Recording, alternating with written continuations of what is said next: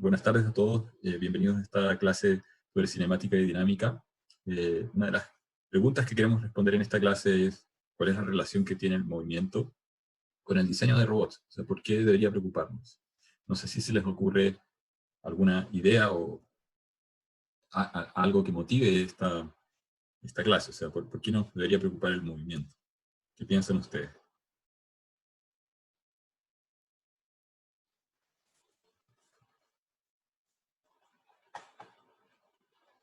¿Alguien Hola, quiere comentar?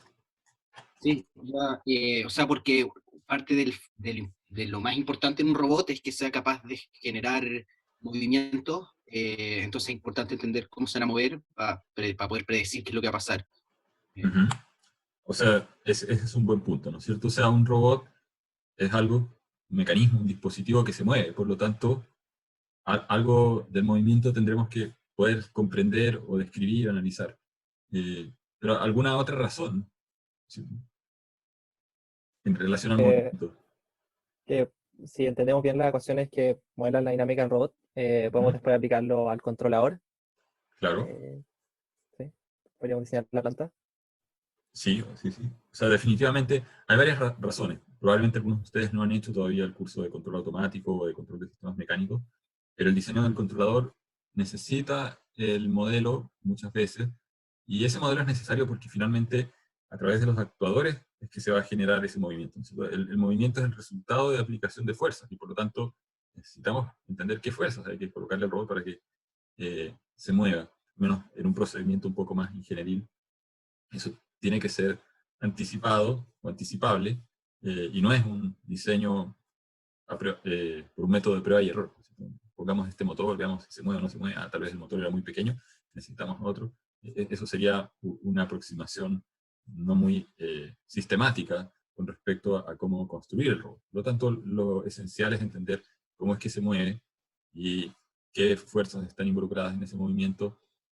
Por lo tanto, después poder dimensionar correctamente los motores o los sistemas que generan ese movimiento. Sobre eso tendrán que ir los controladores que regularán la corriente por cada motor, voltaje, etcétera, de distintas maneras, que van a ir viendo también más adelante con Giancarlo. Pero hay que entender primero esa base del movimiento y su relevancia, digamos, en el control del robot. También es importante entender qué es un robot y qué no es. No sé quién puede mencionar una definición de robot, o al menos cómo definirían ustedes robot.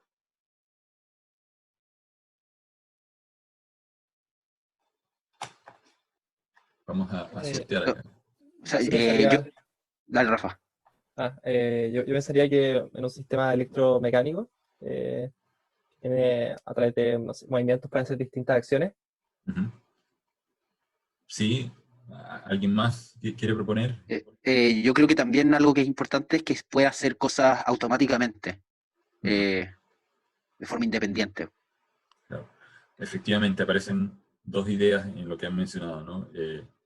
El trabajar automáticamente implica que hay un programa que decide acciones, y el decidir acciones significa utilizar información del entorno, adaptarse a ese entorno y poder trabajar sobre objetos.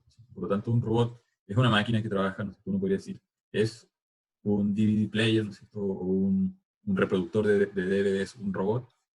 Probablemente la respuesta es no, es un dispositivo mecatrónico, tiene piezas que se mueven, tienen sensores, en muchos hay una bandeja que sale automáticamente cuando uno presiona un botón, y comparten ciertas cosas que pueden ser iguales, pero hay otras que no son iguales, ¿no? O sea, un robot es un sistema mecatrónico, como mencionaron, pero un sistema mecatrónico no necesariamente es un robot. Hay una parte que tiene que ver con esta inteligencia, y en el caso del ejemplo de la bandeja de un reproductor de DVDs o CDs, lo que sea, eh, no hay un nivel de programación o de posibilidad de reconfigurar eh, el sistema para que haga otra cosa. Siempre hace lo mismo. ¿Qué no es un robot? O sea, muchas veces se confunden o se le llama robot a algunas cosas que no son robots. Hay cierta terminología que viene de la ciencia ficción, ¿no es cierto? Y que dice, si uno va a buscar la definición de robot al diccionario, en algunos diccionarios aparece como toda máquina que hace una función parecida a la del ser humano. Los robots no necesariamente son humanos, esa es como una definición, diría yo, más de de ciencia ficción. Por otro lado, hay dispositivos que son órtesis o prótesis, cuando una persona tiene una amputación y se hace un brazo mecánico, que si bien parece el brazo de un robot y comparte muchas cosas con un brazo robótico industrial, no tiene inteligencia propia. Entonces, eso es una órtesis, es el nombre correcto, o uno hablaría de un exoesqueleto, pero no de un robot. Hay ciertos dispositivos de locomoción. La pregunta es, ¿una aspiradora robótica es un robot o no? ¿Qué dicen? ¿Cae dentro de la definición de lo que podría ser un robot? O sea, es que en base a lo que dijo del reproductor de DVD, no creo, porque hace siempre la misma función, ¿o no? Entonces esa Claro. era la razón de por qué decíamos que no era un robot. Yo personalmente ciertos diseños o modelos los colocaría dentro de la categoría de robots. Y si bien no puede hacer muchas funciones, pues, aquí un poco la idea es debatir dónde está ese límite, y ese límite probablemente no es un límite perfecto, ¿no es cierto? Hay un área gris, media difusa, donde uno podría decir, bueno, la aspiradora tiene ciertos sensores en los diseños más avanzados que le permiten guardar un mapa del camino que ha recorrido. Por lo tanto, está haciendo un razonamiento de un poquito mayor nivel, ¿no? que una máquina eh, que simplemente mueve una bandeja o hace girar un disco. Entonces, ¿dónde está ese límite? O sea, un vehículo autónomo, ¿es un robot o no es un robot? Si uno se va a la definición industrial de lo que es un robot, es una máquina o dispositivo para mover piezas o partes. Esa es la definición de los años 80, de los 90, pero uno puede pensar que hay dispositivos con cierto nivel de entender ese entorno, que son cada vez más sofisticados, que pueden adaptarse a ese entorno. Entonces la aspiradora robótica tendría cierto grado de adaptabilidad que no lo tiene no sé, una bandeja de reproductor de DVDs o de CDs. Entonces, si uno pone el disco mal, se traba y ni siquiera dice, así no se pone. O si uno lo pone al revés, tampoco funciona y no dice nada. Entonces, hay un tema que está asociado probablemente a la inteligencia, y la inteligencia como concepto es también más difícil de abordar, de definir. Por lo tanto, vamos a tratar de hacer una definición, que es la definición que queremos aplicar a las cosas que vamos a ver en este curso o dentro del major para robot, pero probablemente es una definición que va a ir cambiando en el tiempo, ¿no? Entonces nosotros podríamos decir que un robot es todo dispositivo o máquina programable.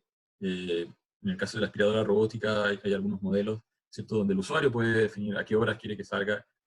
No programan un lenguaje de programación como el que conocemos nosotros, pero de alguna manera está definiendo una cierta rutina de interacción con la máquina. La máquina puede ver si le queda poca batería y volver a la estación base. Hay otras que no, que el usuario tiene que moverla. Es capaz de moverse y o manipular objetos. Y pongo o porque hay algunas máquinas que tienen un manipulador encima. Entonces, es capaz de interactuar con el entorno a través de sus sensores y actuadores.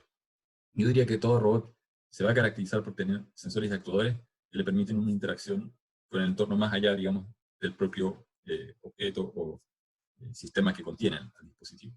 Y puede realizar una o más tareas, ¿no? Si uno va a la definición más clásica de robot manipulador, dice explícitamente que es un dispositivo multifuncional, pensado desde la lógica que uno puede cambiar la herramienta en el brazo y poner una herramienta de corte, una herramienta para pintar o para soldar.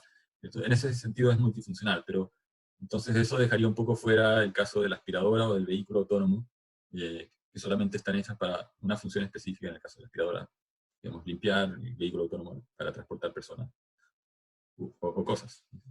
Y con distintos grados de autonomía. Yo creo que también hay que recoger dentro de la definición de que no todas las máquinas van a tener el mismo nivel de autonomía. Eso es lo que podríamos poner dentro de un robot, ¿no? A veces llaman robot a un pedazo de software o de código que está respondiendo con ciertas reglas o inteligencia, entre comillas, en foros, ¿cierto? Y esto lo puso un bot, o esto es un bot, y la gente habla de bots, pero yo diría eso definitivamente no clasifica como robot, porque al menos desde la perspectiva de la robótica, se espera que el robot genere un trabajo físico, haga algo. De hecho, si uno va a la definición de robot y de dónde viene la palabra, viene del eslavo y significa trabajador forzado. La introdujo Karol Čapek en una obra de teatro en 1921. se llama Rossum's Universal Robot, y después la toma, digamos, el mundo científico, ¿no? Toma la palabra robot, inspirado un poco en esta obra de teatro, pero está asociado al concepto de trabajo. Entonces tiene que haber movimiento. Y entonces, respondiendo a la pregunta, bueno, ¿cómo se relaciona el movimiento con el robot? ¿O qué implica? ¿O cómo definimos movimiento en primer lugar? Podríamos decir, el movimiento es el cambio de posición. ¿Ya? Si hay algo que no cambia de posición, obviamente diríamos, eso no se mueve. Entonces, ¿y qué significa el cambio de posición si esto lo tratamos de llevar a la matemática? Definitivamente es un cambio de geometría, ¿no? Las posiciones de alguna manera las podemos describir, vamos a ver más adelante definiciones de marcos de referencia, sistemas de coordenadas, y esa definición es importante para poder darle un cierto formalismo a la manera de describir el movimiento. ¿Por qué necesitamos ese movimiento o qué causa ese movimiento? El concepto, decíamos, de las fuerzas que actúan sobre el objeto. Los objetos, al menos en el mundo físico que nosotros conocemos, no se mueven mágicamente o solo. Hay alguna fuerza que causa ese movimiento. Entonces, está el concepto de trabajo o de energía formalmente, que tienen que haber visto en física. Yo aquí estoy usando un término que probablemente no es muy formal, pero es el término de esfuerzo, porque quiero que relacionen los conceptos de potencia y energía, que al principio cuesta un poco digerirlos, entender qué cosas son exactamente. Y cuando uno habla de energía o trabajo como sinónimos, en algunos libros hablan de trabajo, en otros hablan de energía, y uno ve la fórmula y es la misma. Al final están hablando de esfuerzo. Y ese esfuerzo es la cantidad de fuerza para desplazar algo. Uno dice energía es fuerza por desplazamiento, o trabajo es fuerza por desplazamiento. Eso dice la definición. Pero eso es una medida del esfuerzo. Entonces, nos interesa saber cuál es el esfuerzo que va a hacer un robot, porque eso está directamente relacionado a la potencia y a la capacidad de los actuadores que tenemos que colocar. Entonces, tenemos que entender las nociones de energía bien. Entonces, cuando uno dimensiona las baterías, ¿en cuánto tiempo se va a agotar la energía que está almacenada en esas baterías? Si uno no conoce la energía que consume el robot, es imposible responder esa pregunta. Por lo tanto, necesitamos entender primero cuál es la fuerza, saber que la fuerza por desplazamiento es energía, y dependiendo de si el robot se mueve una vez al día o 20 veces al día en una distancia definida, digamos, por el usuario o por la aplicación, ese robot va a estar consumiendo energía. Y con esa información podremos dimensionar correctamente la capacidad de las baterías o saber cuánto podrían llegar a durar las baterías que el sistema tiene. Entonces, entender el movimiento es entender la cinemática, la geometría en primer lugar, la posición de las cosas, la cinemática, que es la velocidad, las fuerzas que producen esos cambios de posiciones, el F que aparece acá, y la energía, que es lo que decíamos fuerza por desplazamiento. O la potencia, que es un concepto relacionado, que es la derivada de la energía en el tiempo. Entonces nosotros derivamos esta expresión asumiendo que la fuerza la estamos manteniendo constante, entonces se transforma en F por dx a dt, que sería fuerza por velocidad. Entonces eso es, dicho en términos muy simples, muy generales, en esencia, la razón del por qué necesitamos conocer las ecuaciones de movimiento y las fuerzas que intervienen en ese movimiento para después poder diseñar correctamente el robot. Entonces, también miremos lo que vamos a ver en esta clase desde la perspectiva de que es útil para el diseño. Por eso hay que entender un poco cuáles son los pasos de diseño. Tal vez algo ya han hablado con Daniel, pero uno puede en general encontrar dos grandes etapas en todo diseño, ¿no? Una etapa que es más a nivel conceptual o de ideas, que vienen de la aplicación o el requerimiento específico, y cuando uno aplica un método ingenieril, hay una modelación, hay un análisis que se traduce en un diseño físico, en la construcción. Después ese diseño se prueba, se somete a prueba, y uno dice, bueno, en realidad en estas situaciones no funciona muy bien, por lo tanto tengo que iterar en la etapa de abstracción. Ojalá no tuviese que construir físicamente el sistema siempre, porque eso es esfuerzo, es trabajo, ¿cierto? Hay consumo de material, de tiempo, y por lo tanto, si yo tengo modelos suficientemente buenos y que me permiten hacer análisis, me puedo evitar errores después en la parte de construcción. Esa es la razón, digamos, de tener procedimiento sistemático, matemático, para diseñar un robot. Finalmente uno llega a las reglas de diseño, ¿no? Que son planos, mecánicos, eléctricos, el mismo software es parte del diseño. Entonces, en un contexto ingenieril, lo primero que uno debería hacer es definir objetivos y especificaciones del sistema. ¿Qué va a hacer el robot? ¿Va a aspirar? ¿Va a mover cajas? ¿Va a empacar cosas? ¿Cuánto pesan esas cosas? No da lo mismo transportar algo liviano en términos de la energía que se consume que algo más pesado. Y hay que identificar esas variables. Entonces, pueden ser variables que tienen que ver con cantidad de unidades producidas en una fábrica, ¿no? Si están produciendo autos o circuitos, smartphones, lo que sea. O en un contexto médico, tal vez no interesa tanto la cantidad de pacientes atendidos por hora, interesa otra cosa, interesa la exactitud con que se va a mover la herramienta o el bisturí en el sistema robótico. Entonces, las variables pueden ser variables de posición, de velocidad de movimiento, de exactitud en ese movimiento, de energía consumida, y van a tener límites. ¿Cuáles son los rangos de ese movimiento? O el rango de esas velocidades, si es una silla de ruedas. ¿Cuál es el peso que va a transportar? ¿A qué velocidad tiene que ir? No puede ir a la misma velocidad que un auto. No tiene, si la persona, o sea, teóricamente se podría fabricar una silla de ruedas que alcanza la velocidad de un auto, pero no tiene la protección o el mismo nivel de seguridad que un auto, en el caso de un choque. Por lo tanto, hay límites para las cosas. Y hay que encontrar dónde están esos límites y cuáles son las situaciones que pueden hacer que fallen las cosas. Eso se refiere un poco con las perturbaciones externas o las características del ruido. Si estamos hablando, por ejemplo, de un dron, el dron va a tener ciertos motores, ¿no? En un cuadricóptero o un multirotor, que le van a permitir enfrentar corrientes de viento, pero si hay un temporal o algo así, un viento muy fuerte lo puede mover y hacer chocar, por mucho que tenga un GPS y un sistema de control. Entonces, ¿cuáles son los límites en el funcionamiento de cada robot? Son una parte muy importante que hay que definir al principio. Si es un robot submarino, ¿hasta qué presión tiene que tolerar? ¿Cuál es el nivel de hermeticidad? Hay variables que se tienen que identificar que dependen de cada contexto. Y cuáles son los rangos, hasta dónde llegan, porque uno no puede diseñar para un rango muy amplio de cosas, porque al final también eso encarece el diseño. Yo podría diseñar, voy a inventar acá un ejemplo tal vez un poco tonto, pero una aspiradora robótica que además es submarina y puede resistir hasta 200 metros de profundidad. Imagínense cómo habría que hacerla para que sea hermética y los circuitos resistan esas presiones.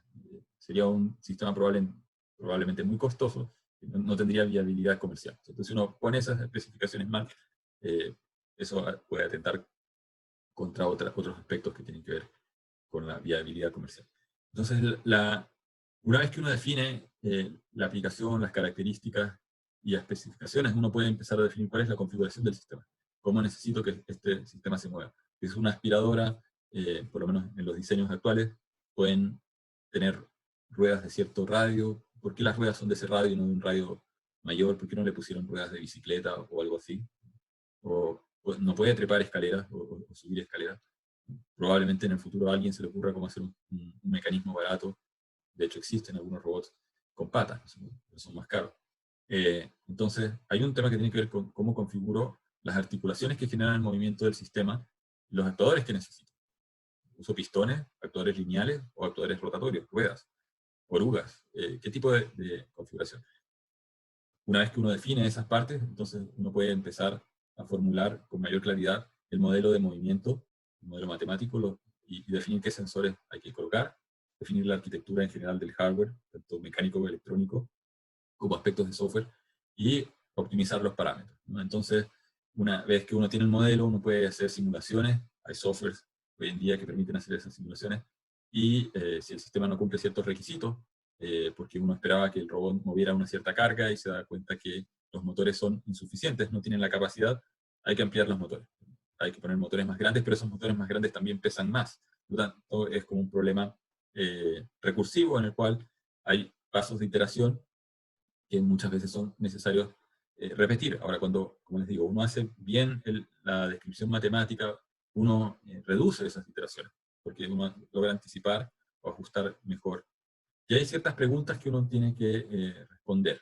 En primer lugar, ¿cuál es la aplicación que se espera del robot? Parece obvio, pero muchas veces se olvida, sobre todo cuando uno está empezando en la robótica y uno ve, queremos hacer un robot móvil. Y uno pregunta, bueno, ¿pero para qué? ¿Es un robot que va a operar en el campo? ¿Va a ser para arrastrar algo en aplicaciones agrícolas? ¿Un robot de interiores para oficina? ¿Qué tipo de robot es? Si uno no conoce eso, obviamente los actuadores del sistema de tracción puede que esté mal elegido, ¿no? Al nivel de que uno puede elegir ruedas que funcionan bien en alfombras y funcionan muy mal en pisos con baldosas o cerámica. Y esas situaciones las he visto en el laboratorio. Eso es porque uno no especificó bien, bueno, ¿para qué queremos hacer esto? Hay ruedas que funcionan bien en ambos tipos de pavimento y son distintas y tienen otro precio, otro valor. Entonces, pueden parecer detalles tontos, pero todos van sumando. ¿Cuál es el entorno de trabajo? ¿Qué capacidad de carga? ¿Cuál es la velocidad con que se espera que el robot opere? No es lo mismo generar robots para jugar en un partido robótico de fútbol robótico donde se espera que el robot cruce la cancha ojalá en un segundo, 4 metros, versus una aspiradora que tiene que ir con cuidado sin chocar con los muebles o las cosas que haya en el hogar. ¿Cuál es el nivel de inteligencia que esperamos de ese robot? ¿Es teleoperado? ¿Hay una persona que lo está controlando en forma remota? ¿Es semiautónomo? Algunas decisiones las toma el robot. ¿O es totalmente autónomo? Esa pregunta también va a imponer una cierta arquitectura computacional. ¿Lo podemos resolver con un Arduino o necesitamos un computador o más de uno? Si es que hay un sistema de edición, por ejemplo, se necesita muchas veces un computador dedicado a procesar imágenes y otro solamente dedicado a navegar o a generar el desplazamiento del robot. ¿Cuál es la arquitectura y el sistema de comunicación? O sea, ¿cómo se comunica con el mundo exterior? ¿A través de Wi-Fi, Bluetooth? ¿Cuál es el consumo de energía? ¿Cuánto tiempo se espera que esté trabajando sin detenerse? Otros requerimientos que aparecen. O sea, este robot tiene que ser reciclable. ¿Qué pasa cuando el producto llega al final de su vida útil? Lo ideal es que uno diseñe cosas que son fáciles de ensamblar. Porque muchas veces se hacen bien los pasos del principio, pero después terminan en diseños que Profesor, son lentos de ensamblar. ¿Sí? Rafael. tengo una pregunta, sí, Sí. con respecto a lo que mencionó antes del Arduino. Ujú. En la industria, para fabricar robots, ¿se prefiere usar Arduino ante otros microcontroladores? ¿O es más No usan para... propiamente un Arduino. A veces, si uno compara el microcontrolador o chip que tiene el Arduino es un Atmel, ¿no? Y uno puede encontrar microprocesadores que son de 8 bits, de 10 bits, que funcionan a 40 MHz, a 8 MHz, con 32 kilobytes de memoria o más memoria. Entonces, es un poco la misma lógica que el computador. Hay una velocidad en la CPU, hay una cantidad de pines, de señales que uno puede leer o medir a través de conversores análogos digitales. Y entonces, dependiendo de la complejidad de la aplicación, puede que el procesador que se necesita es algo más complicado, ¿no es cierto? Hay muchos smartphones que ahora vienen con procesadores ARM Snapdragon, no sé si han escuchado esos modelos, que básicamente son casi multicore, son octa-core. Entonces uno puede tener, son como varias CPUs en una, ¿no es cierto? Uno puede tener una CPU encargada de leer el láser y hacer un muestreo del entorno. En un Arduino probablemente eso no se puede hacer, porque la velocidad con que el Arduino, o el chip que es el Atmel, el ABR Atmega 32, no puede leer tantos datos tan rápido, va a colapsar, o simplemente va a tener que tener un, un buffer, ¿no es cierto?, para ir guardando los datos, pero va a hacer que el sistema opere más lento, por lo tanto no sería la manera lógica. En el robot que está aquí atrás, a mis espaldas, tenemos un Arduino como controlador de movimiento que puede leer la información del giro de las ruedas, podría medir la información de un GPS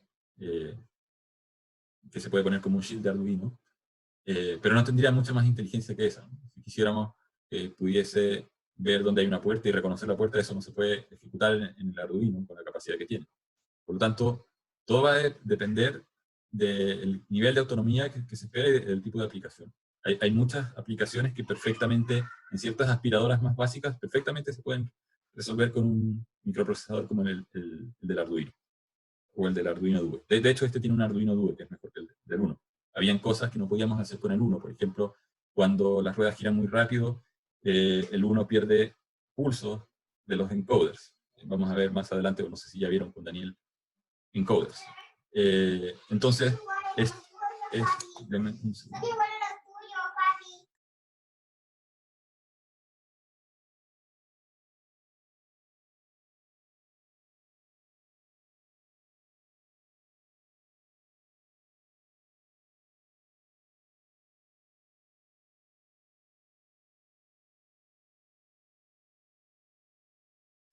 Disculpen la interrupción. Entonces, como les decía, hay microprocesadores que no tienen la capacidad, y si el robot va a operar de manera lenta, con un Arduino es suficiente. No va a sobredimensionar el microprocesador. En este caso, como les decía, se generan pulsos muy rápidos y necesitamos un microprocesador más rápido, por lo tanto hay un Arduino Due dentro de eso. Profesor, Sí. y con respecto a ese mismo tema, cuando se programan estos micros, Ujú. generalmente lo hacen con Arduino IDE o lo hacen con ABR. Sí, bueno, a ver, si uno va a hacer un diseño industrial, probablemente uno usaría ABR. La idea del Arduino tiene muchas ventajas. La primera diría es que ha permitido masificar esto a un público más general de personas que no necesariamente vienen del mundo de la computación, o sea, incluso gente del área del arte puede entender, con esta función leo un pin, y como que con la librería que está muy bien hecha, se esconden funcionalidades que son de más bajo nivel, ¿cierto? Como las interrupciones. Cuando uno le quiere sacar el máximo de provecho al microcontrolador, uno tiene que saber cuáles son esas funciones que están un poco ocultas detrás de la librería. La máquina excavadora, que no sé si han visto en eléctrica o está en la universidad, también tiene un Arduino Due, y nosotros, si bien usamos la IDE para la mayoría de las cosas, hay ciertas cosas que nosotros las modificamos a mano dentro de las librerías. Entonces, por ejemplo, cambiamos los settings de los clocks internos para poder generar interrupciones más rápidas y poder detectar cambios de señales en los pines más rápidas que la configuración que viene por defecto. También cambiamos la configuración por defecto. En muchos casos está pensada en comunicación serial en 9600 bits por segundo. Eso tiene una razón, porque la mayoría de los equipos, si uno tiene un computador súper antiguo, sí o sí va a funcionar con 9600.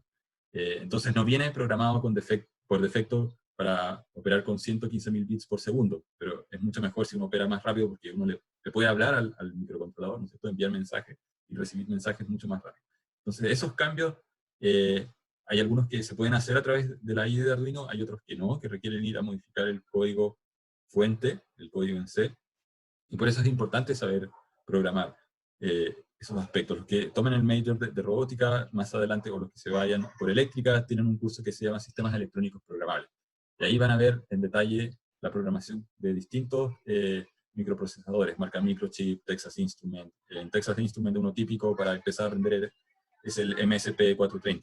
Entonces existen distintos modelos. En PIC, uno típico es el 16F82. En un curso que está más adelante, de sensores y actuadores, usamos el 18F, que tiene más capacidad. Ahora, cuando uno aprende a programar uno, el resto es más o menos igual. El concepto, diría yo, más valioso, y que tal vez se enseña menos, al menos, o que menos información se encuentra en tutoriales online, es el de interrupciones.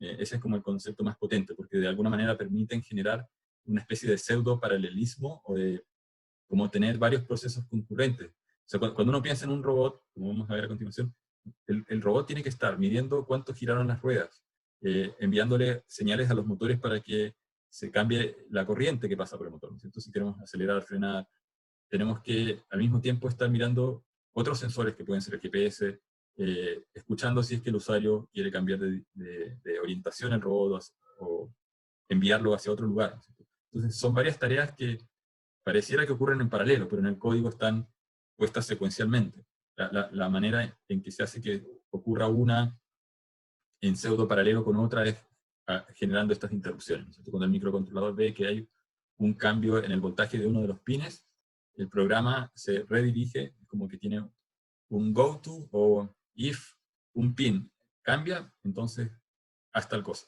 haz otra función. Pero el programa tiene que volver a la función original de lo que estaba haciendo en el ciclo de control. Algo de eso espero yo poder ver en el proyecto del robot. Entonces, a eso se refiere con otros requerimientos en la parte de hardware y de electrónica que hay que definir al principio. Porque uno podría decir, voy a usar un Raspberry Pi, y que definitivamente es más versátil que un Arduino, pero también hay más capas, ¿cierto? Se necesita una capa de software, de sistema operativo, y muchas veces eso también consume tiempo. Por lo tanto, si uno quiere hacer un robot que tenga menos requisitos de estar actualizando componentes del sistema operativo, del software, tratar de evitar usar una plataforma con más capacidad, ¿no? A menos de que, como les diga, sea necesaria por alguna otra razón, siempre hay que encontrar lo más compacto y simple posible. Eso también es como una regla de diseño importante. Entonces, hay temas que tienen que ver con la facilidad de hacerle mantenimiento al sistema, con seguridad de las personas, con características de reciclabilidad. O sea, ¿qué pasa cuando llega la vida útil? ¿Quién lo va a desarmar? ¿Quién le va a quitar las partes? Y si hay partes que se pueden reusar, uno debería siempre pensar en esos aspectos también en el diseño. No es solamente considerar, bueno, cuál es la fuerza o el tamaño de las ruedas, que son efectivamente aspectos relacionados al movimiento, pero también hay que pensar en que las cosas tienen que ser de alguna manera reciclables o que duren al menos una cierta cantidad de tiempo.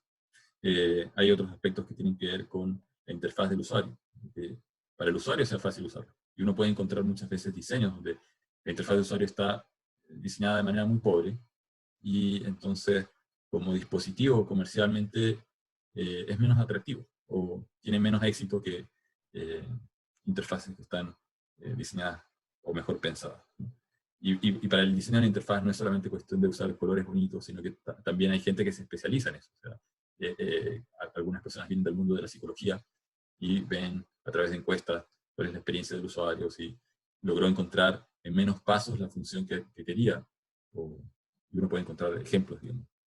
Cuántas veces al Office le han cambiado la interfaz. Y uno dice, ¿y esto dónde estaba? Y la función sigue existiendo, solamente que la pasaron a otro lado, ¿no? Esos son ejemplos de cosas que a veces uno no debiera hacer. Por un lado, uno tiene la presión de estar haciendo modificaciones o agregados de funcionalidades nuevas, y a veces esas funcionalidades nuevas requieren un rediseño de interfaz, pero otras veces hay como un tema más comercial de generar la apariencia de que el sistema cambió, pero en realidad sigue siendo el mismo, con una distribución distinta, y a veces eso no necesariamente facilita las cosas, ¿no? Son filosofías, son miradas distintas. Cuando uno compara, por ejemplo, las interfaces en un Mac, a veces uno encuentra que hay muchas veces un mejor diseño en términos de simplicidad, de estética, que en Windows. Al final se pueden hacer las mismas cosas, pero son enfoques distintos. Entonces hay especificaciones que son físicas y operacionales, la definición estructural, la selección de sensores y actuadores, la selección de los computadores, aspectos que tienen que ver con el diseño de las interfaces y las condiciones también de alarma. Si uno quisiera hacer un diagrama de flujo de todo el proceso de diseño, aquí esto está dividido en tres ramas, ¿no es cierto?, en tres patas. Las primeras son de diseño conceptual, la segunda columna es el diseño preliminar, y después, en la tercera columna, uno podría decir, está la etapa de diseño de detalle. Entonces, en el diseño conceptual, uno parte respondiendo a las preguntas que estaban en la lámina anterior, ¿cierto? Definiendo la tarea, dónde va a operar, cuál es el ambiente, cuál es el nivel de autonomía, no solamente autonomía a nivel de inteligencia, sino de tiempo de operación, de distancia recorrida, y eso va a llevar a un diseño cinemático. ¿Qué actuadores ponemos? ¿Va a ser con ruedas, orugas, con patas? Después, en base a eso, se empieza el diseño estructural, y vamos a elegir los actuadores que pensamos corresponderían a ese nivel o a esa física de movimiento, y va a haber un análisis estructural para validar que realmente esas patas o esas ruedas soporten el peso, y se itera, por eso hay un loop.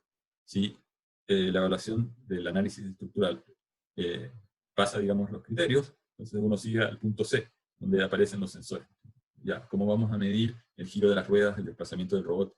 El robot va a operar en interiores, entonces el GPS no nos sirve. La señal no es mala, o muchas veces simplemente no existe, por lo tanto se necesita alguna otra estrategia que no esté basada en GPS. Si el robot va a operar en el espacio abierto, en exteriores, una opción puede ser usar un GPS, usar sensores combinados con sensores en las ruedas, acelerómetros. Y hay otros requerimientos que tienen que ver con exactitud del posicionamiento, con ancho de banda, y aquí el ancho de banda no se refiere al ancho de banda de Internet, se refiere a la cantidad de operaciones por segundo o de acciones por segundo que puede hacer el robot.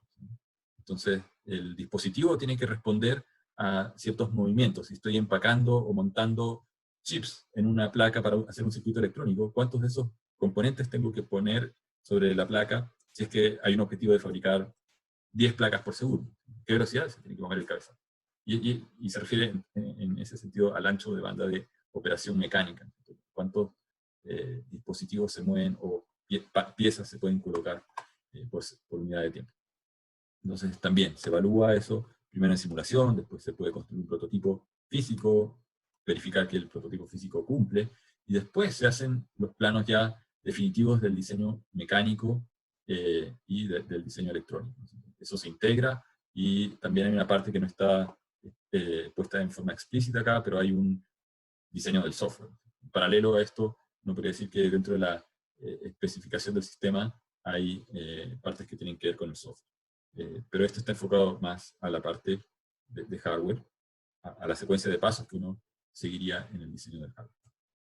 Entonces, parte de las piezas que hay que integrar en este paso de diseño estructural, ¿no? El diseño estructural no es solamente el chasis del robot, sino que también, bueno, cómo conectamos las ruedas a los motores. Hay rodamientos, hay bujes, hay platos que sujetan el aro de la rueda. ¿Cómo se hace eso? En el caso de un auto, uno puede decir, bueno, hay un motor, y ese motor tiene un eje, y cómo llega el eje hasta las ruedas, a ese nivel de detalle, y cómo se acoplan, ¿no es cierto?, los aros a los platos. Entonces, uno puede, si bien, encontrar robots como de hobby, donde el motor está casi conectado directamente a la rueda, entre medio es necesario poner un reductor muchas veces, porque los motores eléctricos tienen bajo torque y una alta velocidad. Para una cierta potencia dada, no tienen mucha fuerza de giro, y no se pueden conectar directamente. Hace mucho tiempo atrás, y siempre cuento esto, había un grupo que estaba haciendo por hobby un robot móvil, y se les había ocurrido una idea que era relativamente buena, que era comprar un taladro, sacarle el motor.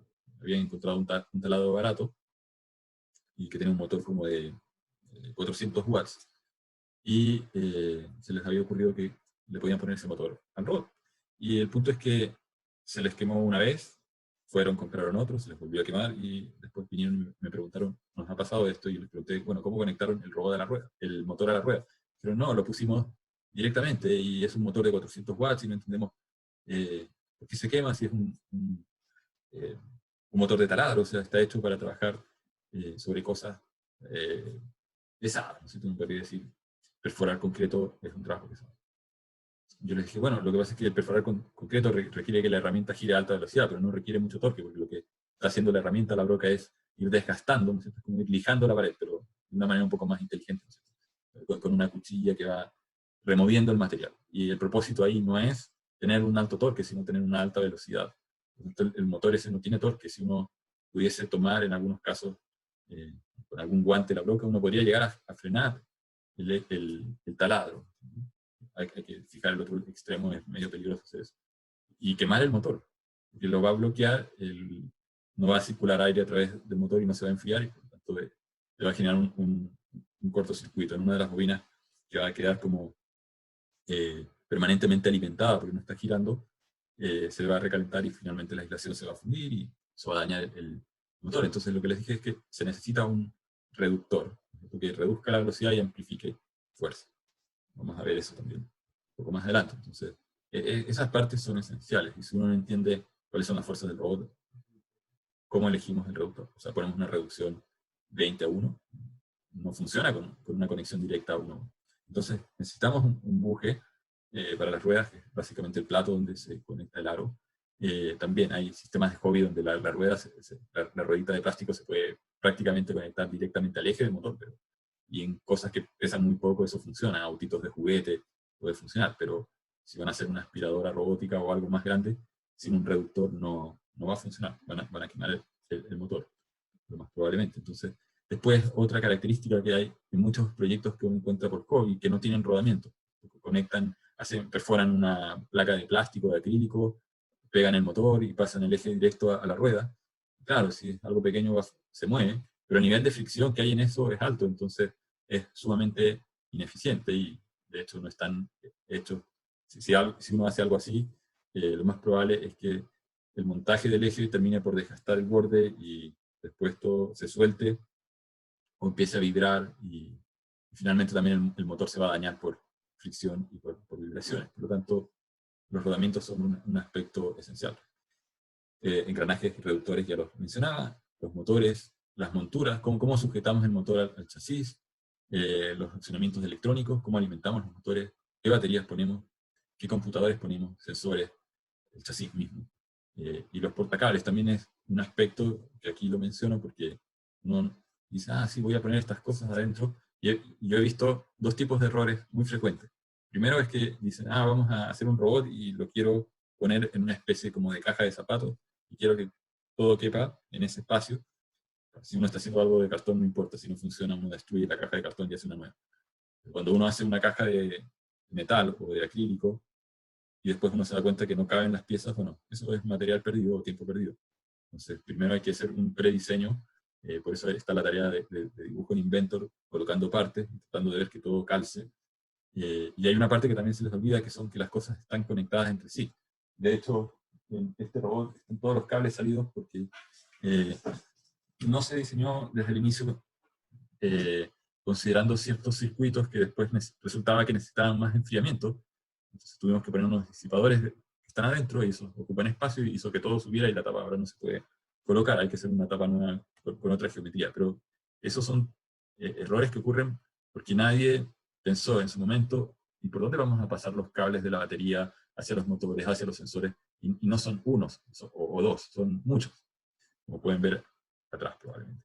Entonces, aquí hay un dibujo de la anatomía de un robot. O sea, si partimos por las ruedas con interacción con el entorno, las ruedas están acopladas a un plato, en inglés se llama hub, esto del lado se llama rim, y ese eje pasa a través de un rodamiento, un bearing, y hay una cajita acá morada que es el gearbox.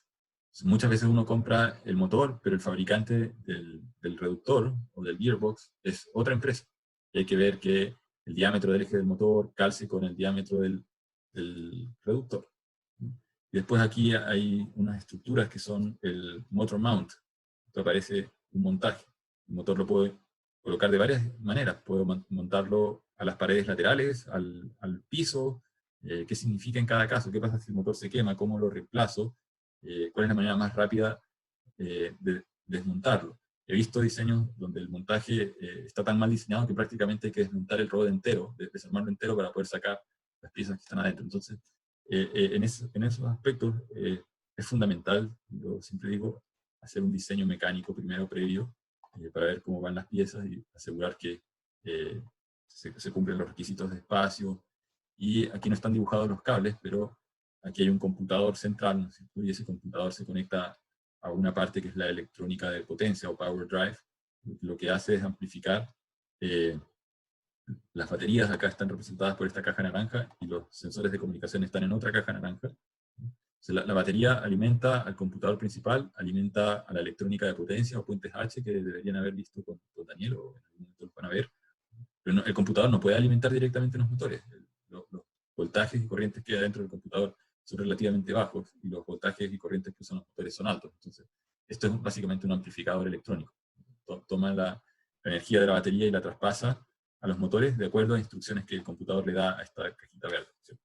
Entonces, en el proyecto ustedes van a usar como cerebro el Arduino, ese sería el equivalente al computador, y los puentes H son otros módulos que tenemos en el laboratorio, son más compactos que esta caja, que se usan como amplificadores.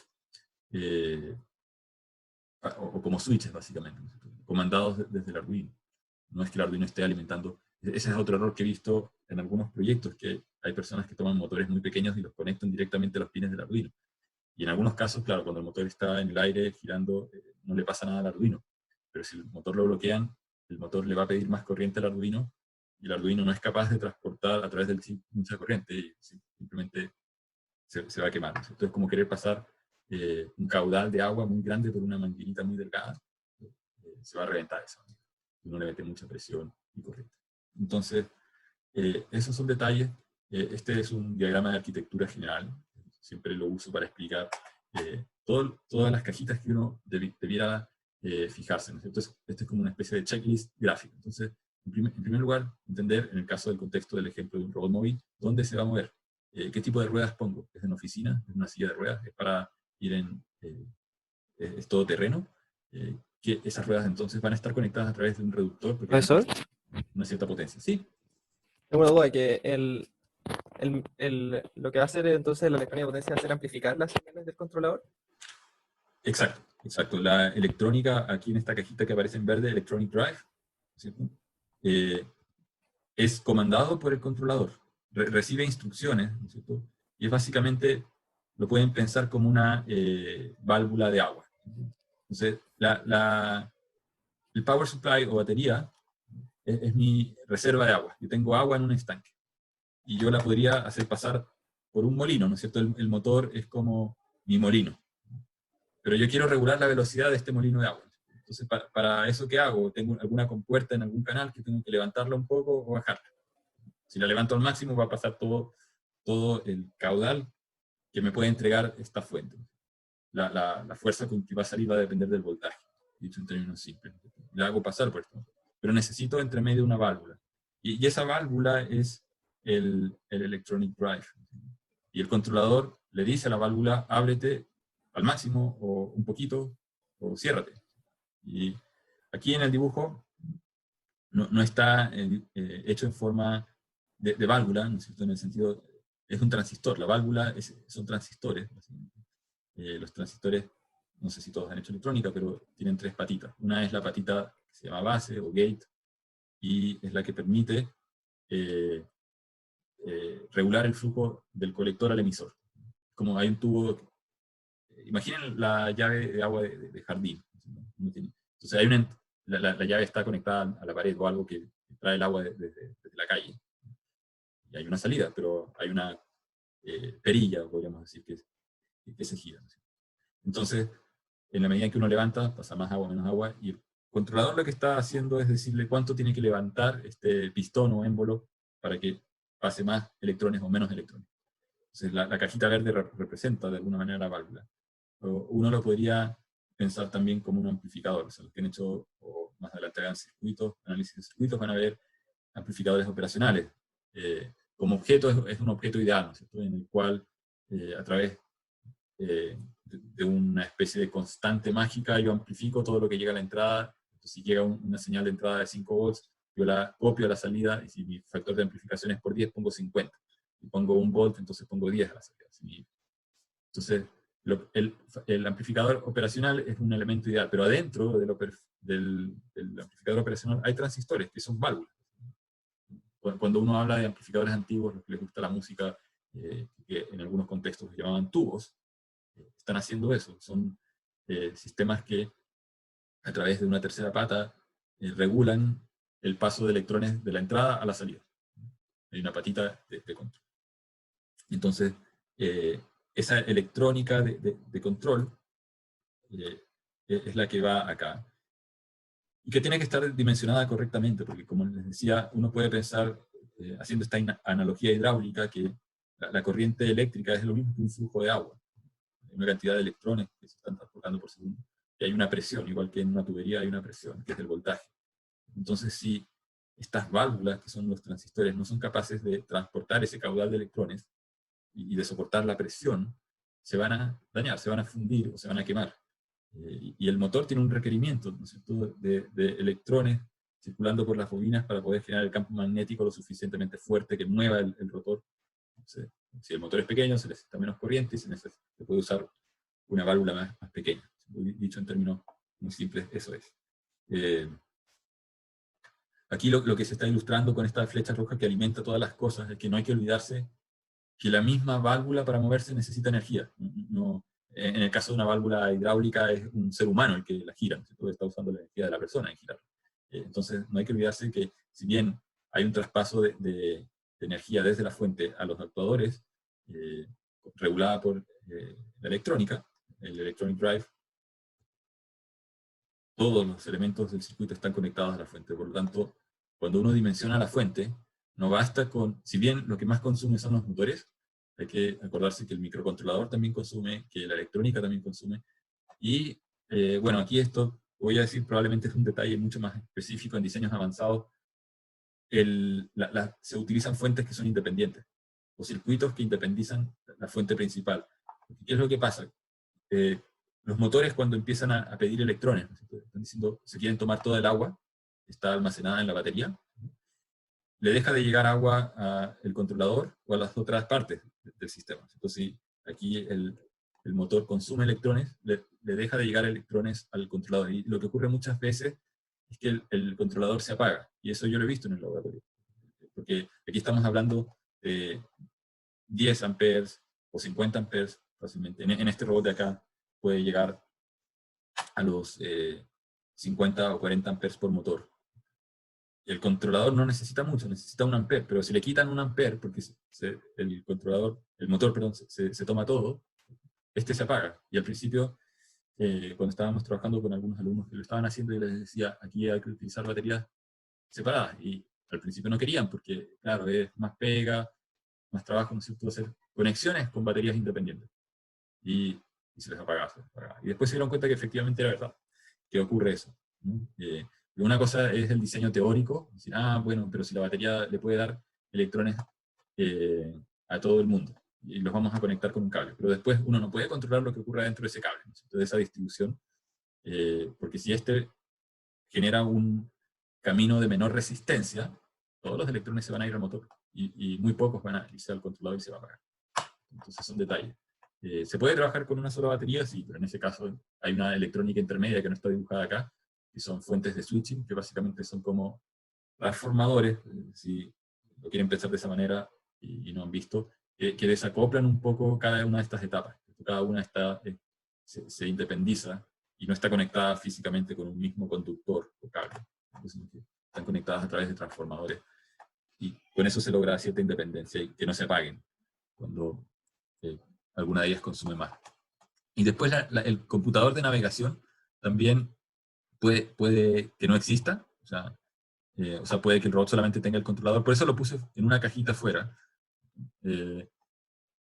Pero lo esencial es lo que está dentro de este control electronics, de la caja del rectángulo verde. Y si hay acciones más sofisticadas, si tenemos un vehículo autónomo, ese vehículo va a tener que usar un acelerómetro, que va a ser muy útil cuando la señal de GPS se pierda, va a tener que usar láseres para medir la distancia a otros vehículos o a túneles, va a tener que usar cámaras para detectar peatones. Entonces uno puede ver que hay una jerarquía dentro de los componentes, que uno puede partir desde la parte más de hardware, de interacción con el mundo físico. En este diagrama, si ven la parte de abajo, dice actuadores, ¿no es cierto? Los actuadores toman acciones, son los motores sobre el mundo físico, y los sensores recogen información de este mundo físico o de los propios actuadores. Y después hay una interfaz electrónica que recoge esta información y la traspasa a una capa que estaría en el microcontrolador.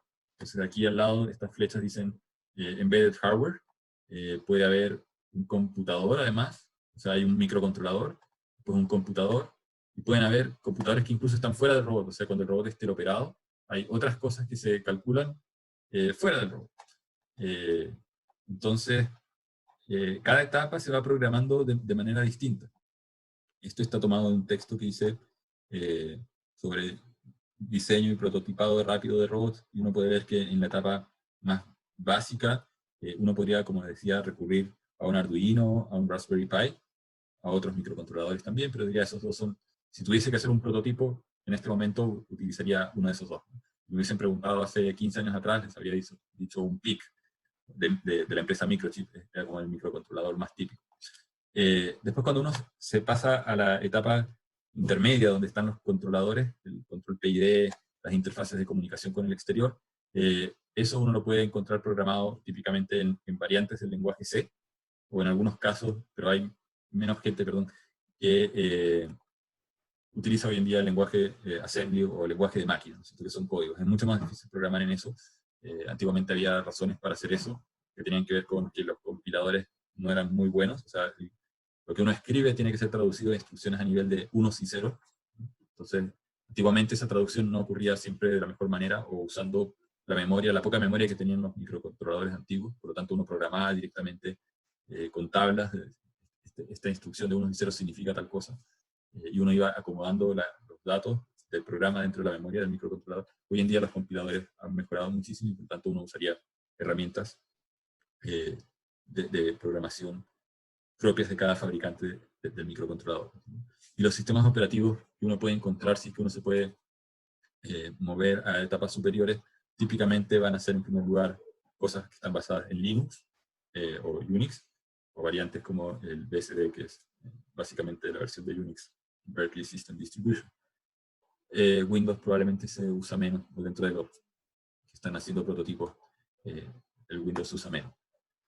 Pero el Windows es importante en aplicaciones más de automatización industrial. Hay muchas cosas que hoy en día han sido migradas a Windows, que no están en Mac. Por eso acá el Mac, uno podría pensar que hay cosas de bajo nivel de el terminal de Mac, que son variantes, o sea, de hecho Mac, el sistema OS X es una variante de BSD. Pero hay menos herramientas en Mac, diría yo, para robótica industrial. Después la otra etapa, ¿no es cierto? Hay una etapa aquí que no es el firmware de bajo nivel que interactúa con el hardware, sino que es el middleware, donde están ocurriendo ciertos procesos, uno podría decir que son funciones de razonamiento un poquito superiores. No es cuánto tengo que girar la rueda, esa es una función de movimiento más básica. Funciones de razonamiento superiores son cómo planifico la ruta. O sea, si yo tengo un sistema de escáneres láser y puedo ver que hay obstáculos dentro de una casa, no sé, sillas, mesas, bueno, ¿cómo defino la ruta que va a tener que hacer el robot para que no choque con ninguno de los objetos? Eso es trajectory planning. Estimación de estado tiene que ver con inferir cuáles son los valores de ciertas variables que no necesariamente están siendo medidas directamente. O sea, inferir cuál es la fuerza que está haciendo las ruedas sobre el pavimento, se pueden inferir a través de la corriente por los motores, de la velocidad de los motores. Incluso uno puede inferir la posición en el interior de una vivienda del robot sin usar el GPS. Entonces es una variable de estado. Y uno la puede hacer de distintas maneras. Uno puede contar cuánto han ido girando las ruedas, y el radio de la rueda por el ángulo me da arco de circunferencia, y eso es básicamente lo que hace el odómetro de los autos, ¿cierto? El cuenta kilómetros. Pero tiene un problema usar eso, que a veces las ruedas patinan. En el caso de los robots de interiores es bastante frecuente. Por lo tanto, es una medida o una manera de estimar posición que acumula error. Entonces, y hay aspiradoras robóticas que usan ese truco, y hay aspiradoras robóticas más caras que están saliendo en este momento que usan láseres. Los láseres son una manera mucho más directa, porque básicamente se hace un contorno con respecto a todas las paredes que hay en una habitación o en un conjunto de habitaciones. Y el robot va guardando en una matriz como de unos y ceros, poniendo puntitos donde hay paredes y ceros donde hay espacio libre. Y con eso se genera un mapa mucho más exacto, y con el barrido láser, una especie de radar, se puede obtener una figura de la geometría del contorno y hacerla calzar con el mapa que el mismo robot ha ido construyendo a medida que va explorando. Esas estrategias de estimación de posición caen bajo la categoría de algo que se llama SLAM, Simultaneous Localization and Mapping. Hay algoritmos abiertos para hacer eso, uno los puede descargar, hay bastante desarrollado en torno a eso, pero son algoritmos bastante más sofisticados, que no se pueden implementar dentro del microcontrolador. Necesitan una capa superior. Y eso es lo que uno puede decir es el middleware o el algorithm layer, la capa de algoritmos del robot. El usuario no va a estar programando el sistema de navegación o el sistema de localización. Eso debería venir dentro del robot. El usuario que está en la última capa, que es la capa que llamamos el User Interface Layer, que también hay que desarrollar, es una capa de software que es solamente para que el usuario pueda darle instrucciones al robot. ¿Sí? Si el robot se encargó de construir un mapa de la vivienda, ese mapa tiene que ser de alguna manera desplegado al usuario, de una manera comprensible. Si, mira, aquí veo que tu vivienda tiene estas habitaciones que están puestas de esta manera, y yo quiero que tú me digas cuál de estas quieres que limpie todos los días o día por medio. Entonces el usuario podrá tocar la pantalla y hacer, no sé, un círculo o definir una zona, marcar ciertos puntos y definir cuál es la zona de limpieza. A eso se refiere con la interfaz de usuario. Y esa interfaz de usuario sí, normalmente uno la puede hacer en Python. La middleware layer también podría uno hacerla en Python hoy en día para hacer un prototipo rápido. Python probablemente no es la solución para un robot comercial. Si uno quiere una interfaz más robusta, más rápida, uno tiene que utilizar un lenguaje que sea compilado y que genere un código binario, que después se puede instalar en el computador del usuario. O si es una app, también se tiene que compilar para que corra en el sistema operativo, sea Android o sea el de Mac, en el de, sí, el de Apple. Entonces, el punto es que para el prototipado Python es perfecto. Y aquí hay distintos ejemplos de robots que hemos hecho en el laboratorio. Los dos que están arriba los hemos construido desde cero. El que aparece ahí como UbiBot, robot de telepresencia, es un robot que no tiene mucha inteligencia, es telecomandado, y lo hicimos para personas que tenían discapacidad por enfermedades musculares degenerativas. Entonces, personas que no pueden ni siquiera mover un mouse, la idea era que a través de la vista, haciendo tracking ocular, la persona pudiese mover una especie de mouse o un puntero visual, que a su vez tuviese instrucciones transmitidas al robot vía Wi-Fi. ¿No? Y de esa manera, la persona que está postrada en su cama por alguna enfermedad y no puede salir, puede interactuar con el resto de la familia. Entonces, el robot tiene una cámara que también se puede controlar en forma remota y transmite lo que está viendo. De esa manera la persona puede ver dónde está el resto de la familia o hablar con ellos, usando el mismo sistema de parlantes que tiene la cámara. La cámara ese modelo en particular tenía una base con un micrófono y un parlante. Entonces aquí el objetivo era hacer un dispositivo que ojalá costara menos de 100.000 pesos, aproximadamente $150, pensando en que fuera un dispositivo que se pudiese autoconstruir, de bajo costo, que prácticamente cualquiera lo puede usar. Ahora, eso no es tan sencillo en la práctica. En este Una proyecto, pregunta. sí. ¿Qué significa que se pueda autoconstruir? Ahí me expresé mal, que cualquiera lo pueda hacer. No es que el robot se construya a sí mismo, sino que cualquiera en su casa lo puede hacer. Lo que Ah, quise ya, ok. decir era un do it yourself, como dirían en inglés. Ah, ya.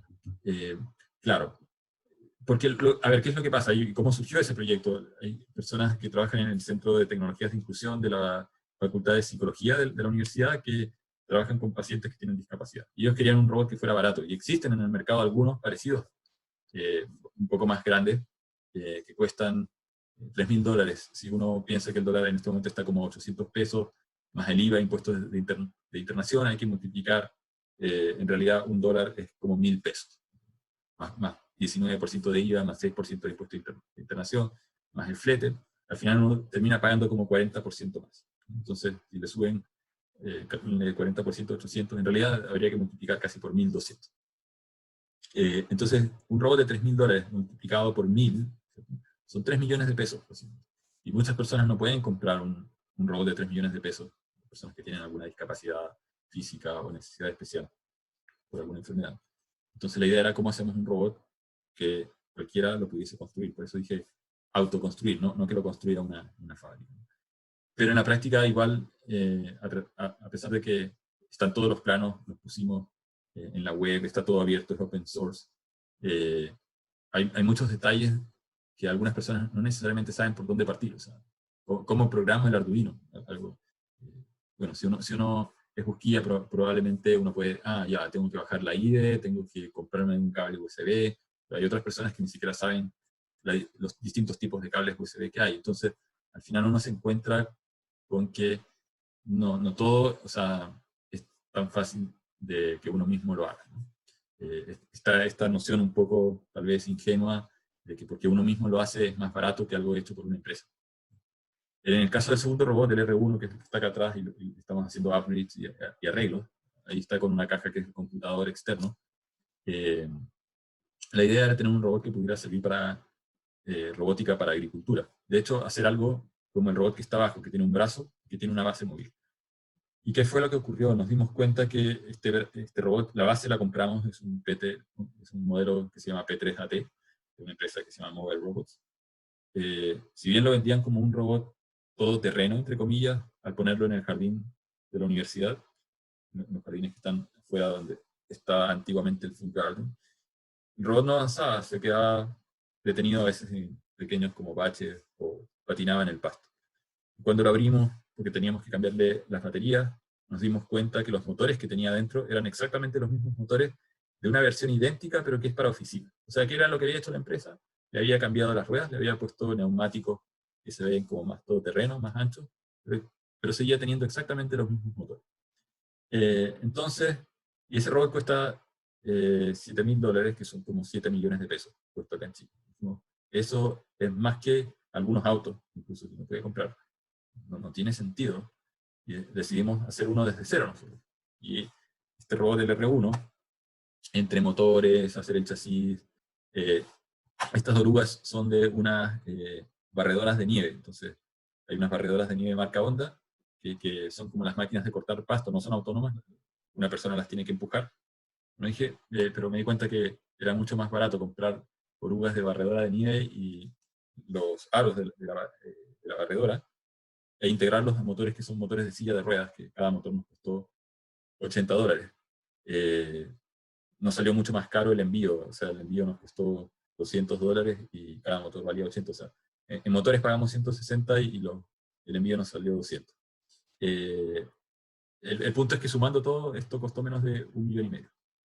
Entonces, efectivamente, hay cosas que uno puede hacer, y es mucho mejor que este robot de acá, porque en este caso, en este robot, uno puede colocar fácilmente hasta 100 kilos y el robot los mueve, no tiene problema. El robot que está acá abajo es una modificación que nosotros hicimos a una excavadora, básicamente la hackeamos, intervenimos en las señales para controlarla y moverla de manera autónoma. Por eso hay unos láseres, que son estas cosas que están aquí afuera. El robot R2 no está acá, es el que estaba en el diagrama anterior.